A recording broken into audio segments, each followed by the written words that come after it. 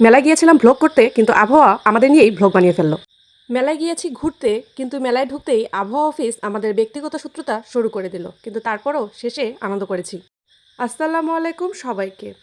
আজকে বিকেলবেলা চলে আসলাম দিনাজপুর শিল্প ও বাণিজ্য মেলায়। মেলায় ঢুকলাম মাত্র, হঠাৎ দেখি আকাশের মুড সুইং শুরু। এক সেকেন্ড আগেও রোদ, পরের সেকেন্ডেই ঝড়।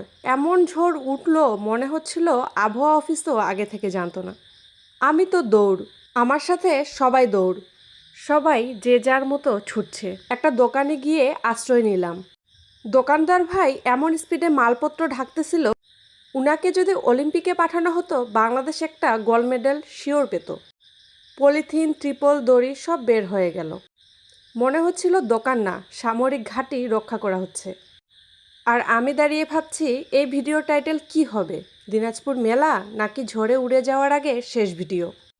বৃষ্টি তখন এমন পড়তেছিল মনে হচ্ছে আকাশে কেউ বিশাল ড্রাম ফুটা করে দিয়েছে। এই বৃষ্টি দেখে আমার একদম মন খারাপ হয়ে গেল। এত কষ্ট করে এত দূর থেকে এসে মেলা আর দেখা হলো না, সব দোকানপাট বন্ধ করে দিয়েছে। মনটাই খারাপ হয়ে গেল।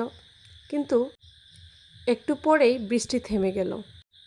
আমরা আবার এক দোকান থেকে আরেক দোকানে ঘুরে ঘুরে দেখছিলাম কিছু নেওয়া যায় কিনা। এই যে বৃষ্টিতে মেলার এই অবস্থা হয়ে গেছে, সব রাইড একদম বন্ধ হয়ে গেছে। এবারের বাণিজ্য মেলার মূল আকর্ষণ এই রেঞ্জার রাইডটি আগেই বন্ধ হয়ে গিয়েছে। উঠা তো আর হলো না, কিন্তু সাথে কিছু ছবি তোলা হয়ে গেল। পাশে দেখছি কোন রাইডে উঠা যায়, কিন্তু কোনো রাইডেই ঠিকমতো চলছিল না, মানুষ ছিল না বলে। এই যে দেখেন মেলার কি অবস্থা, একদম বন্যা একাকার হয়ে গিয়েছে। মেলা দেখতে এসে বন্যার ভিডিও করছি বলুন তো। কিন্তু কিছুক্ষণ পরেই মেলা আবার আগের মতো প্রাণ ফিরে পেল। সব রাইডেই চলতে শুরু করলো। আমি ঘুরে ঘুরে দেখছিলাম কোন রাইডে উঠা যায়। সারাদিন বৃষ্টির সাথে যুদ্ধ করার পরও আত্মবিশ্বাস কিন্তু কমেনি। রাইডে ওঠার আগে আমি অনেক সাহসী ছিলাম।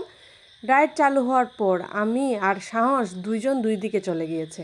মানুষজন চিৎকার দিচ্ছে আনন্দে, আর আমি মনে মনে দোয়া ইউনুস পাঠ করতেছি, আল্লাহ কখন শেষ হবে। রাইড যখন ঘুরছিল আমি তখন ভাবছি, হে আল্লাহ এত দূরের সব ভুল ত্রুটি মাফ করে দিও। কিন্তু রাইডগুলোতে উঠে অনেক আনন্দ পেয়েছি। তারপর এই বাচ্চাদের দেখছিলাম, তারা সুন্দর করে খেলছিল, এবং আমি কাপড়ের দোকানে নিয়ে আসলাম। বাঙালি কিনুক আর না কিনুক, সে কিন্তু দরদাম করবেই। কিন্তু আমি দাম শোনার আগেই চলে এসেছি। টুকিটাকি জিনিসপত্র দেখছিলাম কেনার জন্য, এবং এই জায়গাটা ফটো সেশনের জন্য অনেক সুন্দর। আমি সুন্দর করে পোজ দিচ্ছিলাম আর কিছু স্ন্যাপ নিচ্ছিলাম। এরপর দোকানদার আমাদেরকে ডাকছিল সংসারের জিনিসপত্র নেওয়ার জন্য। আমিও বললাম, মামা আগে সংসার হোক, তারপর না হয় দেখব। পছন্দের বেডা চুড়ি কিনে দেয় না, তাই শুধু চুড়িতে হাত বুলাই চলে আসলাম। আর এই কিউট কিউট জিনিসগুলো দেখে আমার কেন জানি সব বস্তা ভরে নিয়ে আসতে ইচ্ছা হয়। ঘুরতে ঘুরতে সময় কিভাবে চলে গেল বুঝতেই পারলাম না। এরপর ভাবলাম এত কষ্ট করেছি, কিছু না খেলে অন্যায় হবে। কারণ বাঙালি মানুষ যেখানেই যাক শেষে গিয়ে খাওয়ার মধ্যেই শান্তি খুঁজে পায়। আমরাও কিছু খাওয়া দাওয়া করলাম। খেতে খেতে মনে হচ্ছিল জীবনের সুখ বলতে এইটুকুই। পকেটের টাকা কমছে কিন্তু মুখের হাসি বাড়ছে। খাওয়া শেষ করে আমরা তালের আটি দেখতে পেলাম, তাই তালের আটি নিয়ে বাসায় ফিরছিলাম। কিন্তু শেষের দিকেও আর শান্তি কই, এত বেশি জ্যাম ছিল রাস্তায়, মনে হচ্ছে সবাই একই সময়ে বাসায় যাচ্ছে। যাই হোক, তারপরও দিনটা বেশ ভালোই ছিল। দিনাজপুর মেলায় গেলে শুধু টাকা নিলেই হবে না, সাথে ছাতা, ধৈর্য, সাহস আর খাওয়ার জন্য অতিরিক্ত একটা পেটও নিতে হবে, না হলে মেলা আপনাকে শিক্ষা দিয়ে ছাড়বে। শেষ পর্যন্ত থাকার জন্য ধন্যবাদ। আমার ব্লগটি ভালো লেগে থাকলে অবশ্যই আমাকে জানাবেন।